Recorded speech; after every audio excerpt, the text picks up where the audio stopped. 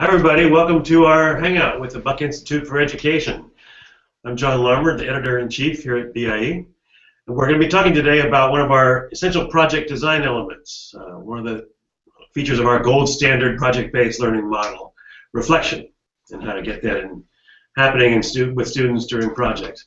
We're joined today by some great guests from our staff and our national faculty. So I'll have them introduce themselves in a second, but first a couple logistical notes. Remember, this is about a half-hour hangout, and it'll be archived on our website at bie.org, so you can check it out later or tell people about it. And feel free to ask questions. There's a question feature there on the hangout. You can ask them of our guests, and I'll relay them. We might answer some questions offline later if we don't have time, and we'll wrap up around 12:30 today. So, thank you for joining us. Let's hear who we've got with us today. So, let's go in farthest away first. Angela. Hi, I'm Angela Marzilli. I am in Portland, Maine right now, and I'm on the BIE National Faculty, but also I work in South Portland as the K through 12 STEM and Project-Based Learning Coordinator.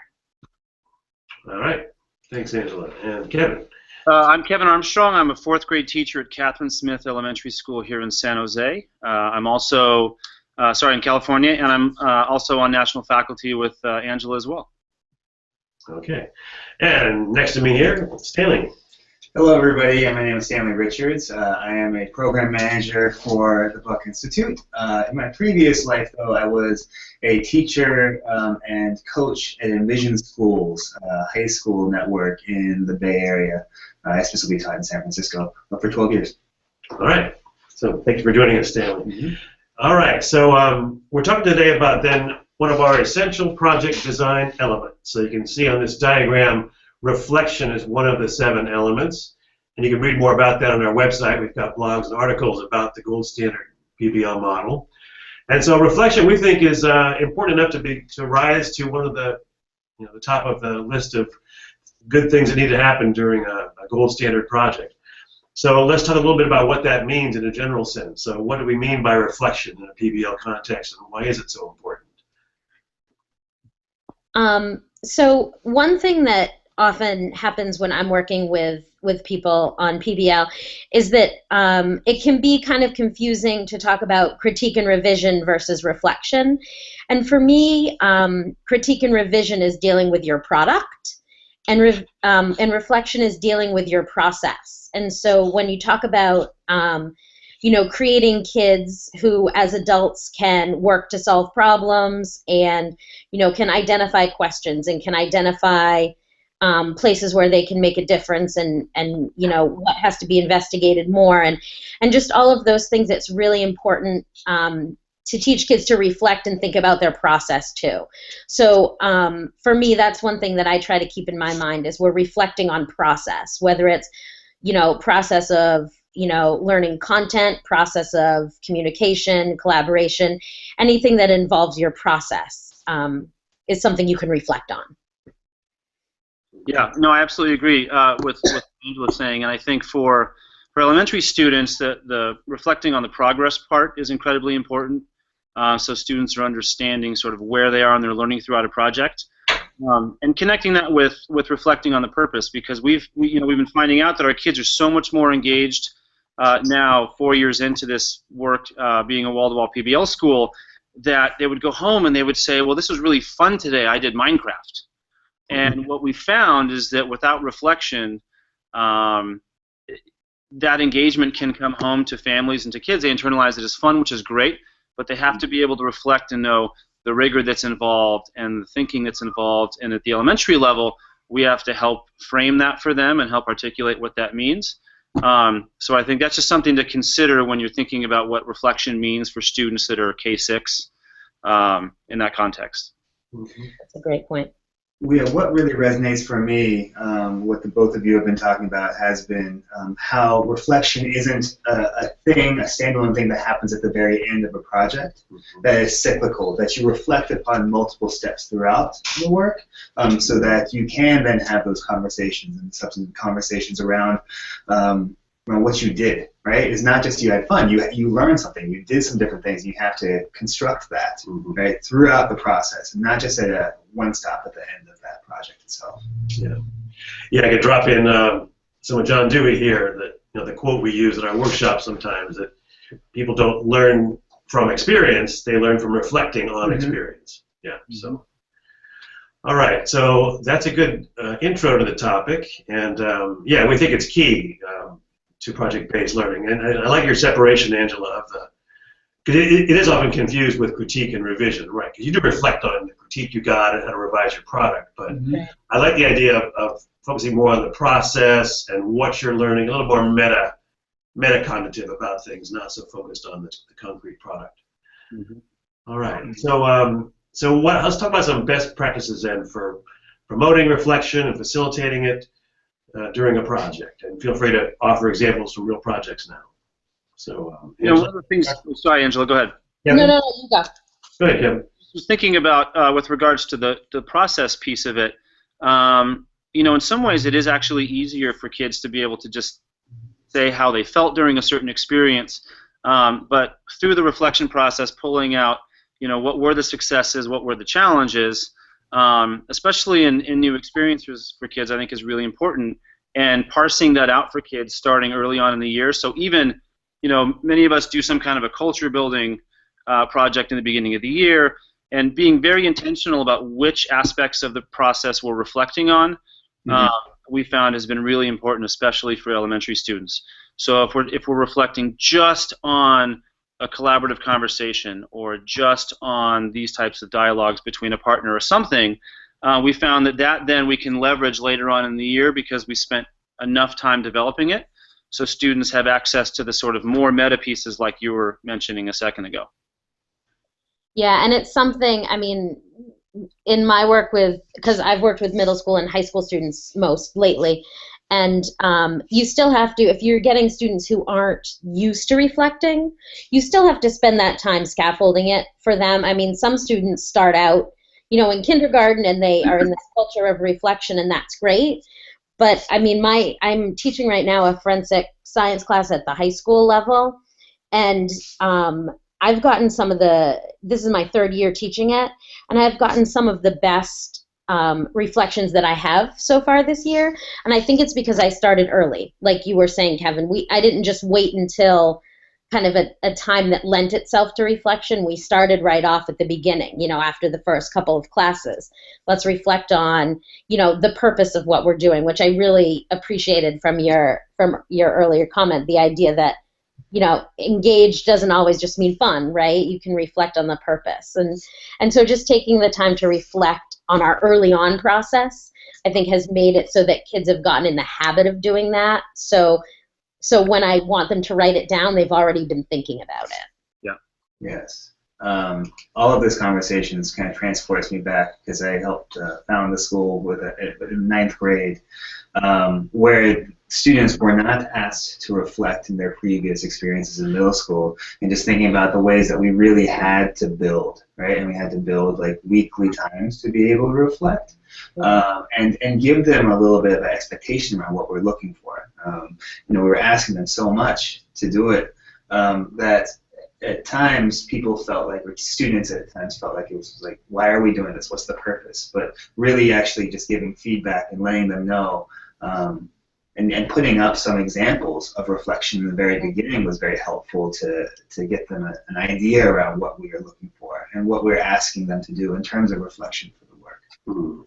So you're talking about sort of scaffolding for students, even to the extent of maybe sentence stems for how to reflect, and then lots of opportunities to practice that before they get into a real project. So. I was just thinking, Stanley, about your comment. I remember Jill Akers, one of our other national faculty, had done a critical thinking 201 I had participated in once, and she had given us puzzles that were all mixed up, and they had little dots on the back. And so the idea was you had to put together these puzzles, and it took a while to realize that they were actually spread out all over the room. And it was more of a formative assessment on how students work together. Who's going to get up and go get pieces? Who's going to sit there and not engage because they don't have any in front of them, and so on. So we've been doing that the first day of school for the last couple of years, and it's been really interesting to reflect on that experience for kids and how much you can learn from them and how much they can learn about themselves in such a quick period of time just by intentionally debriefing an experience like that. Yes. And then right away, you're then showing the kids that we're willing to spend this much time on reflection in the process, and students know that if you're spending a lot of time on this, they inherently know the importance of it. Right. I think that's another piece that needs to be thought about when you're thinking about reflection in your classroom.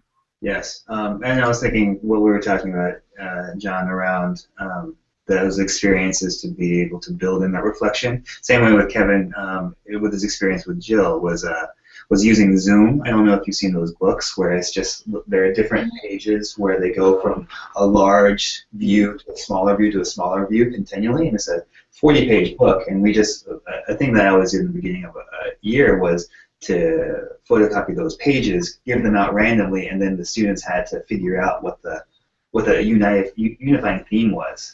And then that was the reflection, right? Like around exactly like the group work and like how did people collaborate around it. And it was a nice way to be able to build that reflection in the very beginning. And I think as far as students knowing it's important, when we talked about having to start at the beginning of the year and scaffold, I think it's really easy as a teacher if the first one doesn't go really well, because sometimes kids at the beginning will have a hard time, because it does take a lot of time to say, well, I don't have time for this. Yes. But if you think about your own life, like if I think about my own life, the times when I'm the most confused is when I haven't spent enough time thinking and reflecting. And so it is really important. It's worth the time. It's just easy at the beginning to kind of, think, well, this didn't come out the way I thought, so this isn't worth it. But so let's hear some examples of projects then, and how you've. So I like the idea of starting the year off by introducing reflection and getting kids used to the idea and in the habit and valuing it and seeing that you value it. So during a project, give me some examples then of where and how and when students would reflect. Well, go ahead, Angela. okay, I will this time. So I did a project on building fishing net. We had gone through our need to know list, and kids were researching different fish that they were assigned, and they came to me and they said, we really think that we need to build life-size models of these fish in order to be able to do this project. And it was project-based learning, and they were taking the lead on this. And so I said, if you think you need to do that, let's do it. And so we spent a lot of time paper macheing life-size fish, which incidentally, halibut is really big, like 8 feet long. And then after we did, I kind of, and this was just a fishbowl discussion, not to be too flip about the fish, but we did kind of reflect on, did we actually need to do that? And that was kind of a reflection on our process. And I think that they truly thought that would help them. But then thinking about the purpose of the project and, how, did that help or did it not? I think that was really valuable for them to try to think, again, the difference between, we think this would be fun versus we think this is really something that we need to do that will help us do this project. And so I think in the end, even though it took a little time, and in my head I thought, I don't think they really, we were building model nets. There was nothing life-size about what we were doing. So even though in my head I kind of thought, they don't need life-size models of these fish, I think from a reflection standpoint, it was really good for them to kind of think about, all right, what's the question I'm trying to find the answer to, what's my product going to be, and in reflection, did we really need, was this a really important, helpful thing, or did it kind of take us off track a little bit? It was really funny. I had to bring the 8-foot halibut to the exhibition night on the roof of my car. It was like paper mache flying everywhere. I love it. Yeah, I was actually thinking about our Gold Rush project from last year, and I had this group of boys, actually 2 groups of boys that I was worried about their engagement, and because it gets crazy. We're creating this project where kids design a field trip experience for other 4th grade students from other schools to come and learn about, sort of bring it to life, right? And so I had one group of boys that were really passionate about this idea of mining for gold in a river. And so I brought my saw and wood, and we cut and designed a rocker, and we lined it with plastic, and people were actually going to get to see and experience what it would be like to be in a river and mining that way. And I had another group of boys who wanted to focus on cave mining. They loved the idea of using explosives to make mining in California much faster, more efficient, and so on. And they had created this whole skit. And they wanted speakers, and they wanted to have a fuse, and they wanted to have kids behind throwing out rocks when the explosion went off. And it was really interesting because I was very nervous about that group, because they were in there working on this for a long time without a ton of supervision, and yet I was out building hands-on work, right? What I thought, okay, these kids are going to love this. And I asked both of them, we had sort of private reflections after that project, so it was just me sitting with each group. And it told me a lot about the reasons why the kids were engaged, because the rocker group really could not communicate their learning, and visitors did not feel all that successful in going to see because they were just talking. And the visitors weren't actually doing the work they had designed, whereas for the cave miners, they were experiencing something. They heard the sounds, they were explaining what was happening, they got to pretend to light a fuse. It was that performance aspect of it. And so I think for me it was really important to have both of those conversations. It wasn't a whole class reflection. It wasn't just an individual. It was me having the time with those groups, because that then informs the work that we're going to do this year. And it also lets those kids know that they love to perform and build, but there has to be a connection to something beyond just doing and beyond just making. And I think that connects back to, I think it was Angela and Stanley's point about there has to be a why connected to the work you're doing.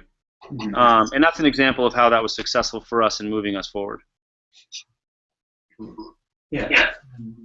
I was thinking about my time at Envision and working with a teacher, because part of my work was as an instructional coach. And I was thinking about a project I developed with the teacher around, we paired up with an elementary school, and we went and we interviewed students. Each group of high schoolers interviewed a elementary school student, where they asked around like their favorite animal and their favorite storybook, and then from there the high school students went back and then as a group made children's books based on the ecosystem in which the animal that the students identified as their favorite animal. They learned about the hazards and the dangers for environmental degradation for that ecosystem, and then they built a children's book based around the conflict that might happen there and a resolution to help remediate any of the issues with the ecosystem. And at each point within that, as they were learning about the ecosystems and they were learning about the human impacts and possible ways to remediate, they had to reflect. And they had to reflect like that content that they're learning and how it's applied to the actual children's book and how they're going to convey it in their book. And so it was throughout the entire process, they had to connect back, right? And they always had to think about the process in which this is going to translate into this children's book that they're going to read to the kid at the end and give to them, right? So there was this really authentic audience that they really needed to keep in mind. And the reflections helped keep that focus, right? Like that they had to really like, who am I? What is my audience? Who am I working towards? I'm working towards this little kid, right? That's expecting a book at the end. So I really have to keep focused around it, and I have to apply this knowledge. It's pretty powerful. At the end, the reflections, because there was those in-moment reflections, but then there was a larger reflection where they had to really think about like, how did this affect you, right? Like what is your personal connection, which was pretty powerful. So there was the reflections along the way, kind of in shorter chunks. And at the end, there was more of an overall looking back kind of reflection. And did you have students actually write like in a journal, or did you give prompts, or was it more discussions, or? Yeah, it was a combination. So like the majority of it was actually exit tickets. It was just kind of helping to see like a couple sentence reflection to be able to see like whether they're on track or not. And then as a coach, it was nice because I was able to then analyze and read over that to see like where students were. And it gives like a little bit more of a pulse around where students are. It gives the individual voice a little bit. Angela, Kevin, how about that question for you guys? Is it sort of a formal thing with journals and prompts, or is it more just in a coaching relationship to get kids to reflect? And is there kind of a final reflection, like Stanley was talking about, in some of the projects you do? Yeah, I mean, just recently did a reflection with my students, and they used the critical thinking from the BIE website. And we were kind of reflecting not so much on learning, but on, our thought process and have we become better critical thinkers. And what I did is I showed them a video clip from a sitcom of these friends who were trying to solve a problem. And we reflected first on, one of those characters and were they good critical thinkers or not, and why. And then I had the students write, what do I think about myself, using language from the rubric. What's gotten better about my critical thinking skills and what needs to get better, and then what could I do to make that better? Because our driving question is, can we plan the perfect crime? And so we talk a lot about what makes something a perfect crime, right? Is it an ethical dilemma? Is it how much money you make? Like, what makes it perfect? And so for them to kind of think about how their ability to think about that has grown from the beginning of the year was really great. And so there were some really good reflections, and I was pretty impressed by not just their it would be important for me to get better at this, but then adding that, and this is how I can get better. For them, they don't have a lot of experience reflecting, and so for them to be able to take that step beyond kind of this is what I need to and this is how I'll get it, I thought was really great. But it was kind of a formal written thing with a rubric, which I don't always do, but every so often I do for sure. That rubric Angela mentioned, by the way, is at BIE.org under resources. You can find rubrics for the 4 C's: critical thinking, collaboration, communication, and making presentations, and creativity, innovation. Kevin? Yeah, I was just thinking. I think for elementary students, I think what ends up happening is the stakes get higher for kids as they get older. The project might be more rigorous, or there's more content involved, and they're more socially aware of what's going on. It becomes more and more difficult for them to reflect and be open and honest about the things. Just their reflections on their performance or their interactions with other students, and I think that probably continues through junior high and high school. I'm imagining too that can be tough. So I think for us it's usually a system of more informal reflections. So I might have a reflection wall in my room that says today I learned, today I wonder about, today I struggled with, and they just pop a post-it up at the end of the day. They're not forced to share it out loud. It's just a very simple reflection. One of our 3rd grade teachers has this great system where she puts a basketball court, a big picture of a basketball court up on the board, and each kid has a ball, and they move their name to the area where they know they need some workshop work the following day. And that's just a real simple reflection on learning. Teachers that do Daily 5 will have kids reflect on their performance on Daily 5 during that day to see if they can identify trends. Do I struggle most with my read to self? Do I struggle most with my word work? Where am I successful and why? So I think those are really low-stakes, informal opportunities for kids to participate in reflection that you support in a project or alongside a project, which I think is pretty cool. And then the more formal piece for us typically comes student-led conferences. That's a very formal reflection on your learning and your process. And so we took our first stab at it this year, and we did a second shot at it just a couple weeks ago. So that would be a more formal piece, or at the end of a project using the collaboration rubric to assess yourself and your team, and then picking one element to circle and set a goal for the coming project. Those are some varied ways that we'll use reflection sort of in the project, but also those are great strategies outside of the project, and I think that's when kids really start to generalize that this is a very valuable tool for them to move forward. The basketball example reminded me of something that a teacher I worked with used to do, which was just to write, a goal or something on a long piece of paper and just make it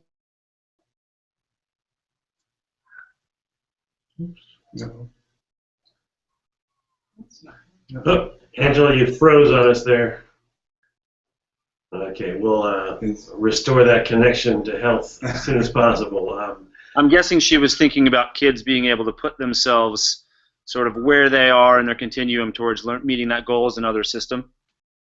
Yeah. Yeah. I think that's about it. Stanley, I saw you taking some notes there. Do you want to chime in at this point? I mean, yeah, it was. I mean, you know, like I said, kind of with the example of that project around the children's books project. Mm-hmm.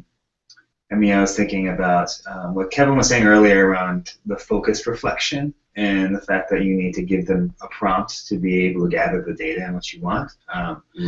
And the thing that I always work with teachers around, and also in my own personal practice, was around those exit tickets and how we can kind of how we can find the data that we want to collect through the questions that we ask.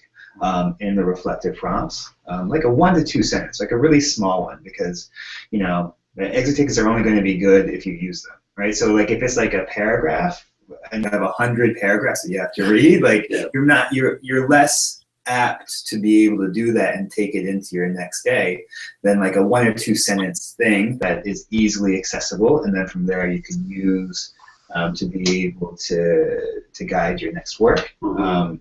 I think it's just an essential thing, and it's something that I always like to do. I mean, all these different practices for reflection are easily done, right? And they're not, and there's a value add versus like a excess of work to do to help guide. Yeah, I remember giving kids journal prompts sometimes, like you're saying, and they, several paragraphs, but you've got 35 of those times 4 classes. You're not going to read all those. So I like the idea of short bursts of reflection and feedback from the kids. I feel like has your connection been restored? Do you want to finish your story there, or? Oh yeah, sorry, whatever happened with my internet. I don't know where I got cut out, but basically it was this teacher who would make a continuum on a piece of paper and put a goal underneath and go from like, I struggle with this to I feel really confident about this, and then would give kids those colored dot stickers. So, maybe at the beginning of the project, everyone would get a red dot and they would put their red dot where they are, and then maybe a week into it, they would get a blue dot and everyone would put the blue dot where they are, so they could kind of reflect on their motion up this continuum of their comfort with a certain goal or something like that. Just the basketball court one kind of reminded me of that. But this was anonymous, so it was more like seeing how the whole class is moving together. No, I was just going to respond to something Stanley said that sort of connects, I think, to the last topic that I know we're going to address, which is sort of just things to think about moving forward with this, hurdles to prepare for. And I think number one, reflection has to be manageable and it has to be efficient for teachers and kids. Otherwise, it's just another thing, right? Like to your point, Stanley, it becomes another piece of work if it's not manageable and efficient. And so, I think suggestions from an elementary point of view are, number one, don't expect kids to reflect too much too often, so that you're reflecting all the time when you're working and learning, right? So I think you have to be really thoughtful and intentional about when those experiences occur for kids. And I think simplifying the process. So at the end of the first project in a second grade year, pick one element of collaboration that you've been focusing on that you want kids to reflect on, or a learning target, and reflect really well and get as meta as is appropriate for that age student around that one target or that one goal.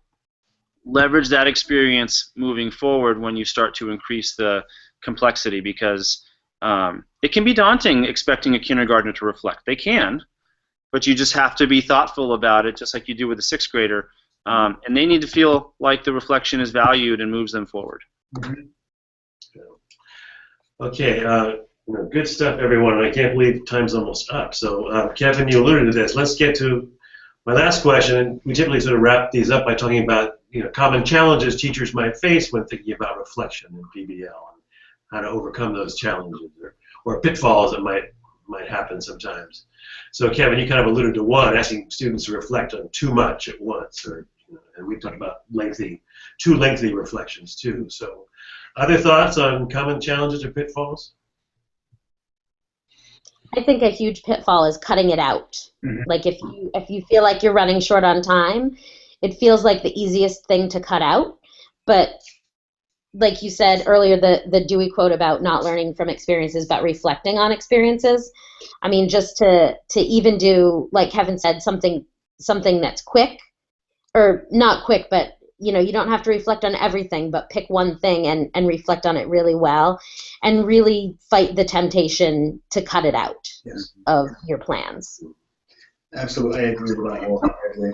I think like giving and reserving that time to do the reflection and letting students know, like by either talking to them individually or checking in, or maybe like showing some data from those reflections that you're actually reading them and you're taking them to heart, because it's otherwise they just turn into pieces of paper, right? That a student has no idea whether you do utilize or not. Right, and with that, maybe even like throwing some exemplars up of what you were looking for in your reflection to help guide them in the future for later ones. Yeah, that's a great tip. Yeah, students have to know reflection is used for something, not just one more hurdle to go over. Kevin, you got some thoughts? The last thing I would add, I think, is that you know, it's also very important for the adults that are interacting with the students to reflect in authentic ways too, so they can remember just how important that is to move their work forward. And I think we're talking about exemplars, right? There is no better way than for kids to see an adult authentically reflect or have a conversation with another adult. Don't model it, but do it, and then actually apply that practice. And I know one of the best parts of my job is I get to go do work around the country with teachers, and I can come back the next day and I can say, this is something I learned. I want to change this because we've been talking about this. Let's try it. And the kids get to see that's how the world works. And I think that's really important, especially for our younger students. Okay. All right, I'll come back to you guys for a final word in a second, but just to remind viewers, this Hangout was recorded, and it'll be posted on our website very soon at bie.org under resources, recorded or archived Google Hangouts. And I'll be writing a blog about this, which will appear in a week, next Monday, actually. And feel free to ask questions later on our Google Plus Events page if you wish, too. So, all right, I'll do a final wrap-up in a minute. First, I'll give our guests a chance for a last word or a final tip or thought or word of encouragement. Go ahead, Angela. Okay. I just want to say enjoy reflecting with your students, because some of the things that my students have come up with when we were reflecting on things really amazed me. And really just, I mean, some things are funny and some things are just, wow, you know, you nailed that. And so I guess my final word is just enjoy what your kids have to say when they reflect. Yeah, and I think actually something that connects to that too is, especially with younger students, try to get yourself away from thinking they can't, and spend your time and energy talking with your colleagues about what does reflection look like for kids that are 5 and 6 and 7 and 11 and 12 even, right? I just think that's really important, because if we can get, when those young students come up to 4th grade and 5th grade, and they've been sort of reared in this culture of reflection at school, it is so incredibly valuable. And we see that our teachers that are at the junior high, traditional junior highs in our district, that now are saying, you know what, your kids are the ones that we love to talk with, because they're willing to reflect when things don't go well and when things do go well. And I think that's a huge testament to those that teach very young kids, and they finally get themselves out of saying, well, they can't reflect. No, that's not true. They can, but what does it look like for those young kids? And I think that's really important to remember. I love that junior high school story, Kevin. Great one. All right, Stanley, any final thought? What Angela said really resonated for me, and around the fact that the stuff that comes out of these reflections, if you build it in, like, is so affirming a lot of times as a teacher to be able to read, because it's the private time to allow them to think about what they've learned, not only for elementary school but for high schoolers, and seeing like some of the best reflections coming from like my most difficult students and the most jaded high schoolers was always nice to see, and a reminder that the work that we do as high school teachers is affirming, and people learn. Good to know. Yeah. All right. Well, thanks for joining us today, folks. And next Hangout will be on May 10th, Tuesday, May 10th, noon Pacific time here in California. We're talking about some project spotlights for our 2 Hangouts in May. We sort of spend time looking at actual projects and student work and hearing stories of projects that were done this year. It'll be the secondary level, middle school and high school on May 10th, and elementary school project spotlights 2 weeks after that on May 24th. All right, so thanks everybody for joining us, and we'll see you around. Bye-bye. Bye. Bye.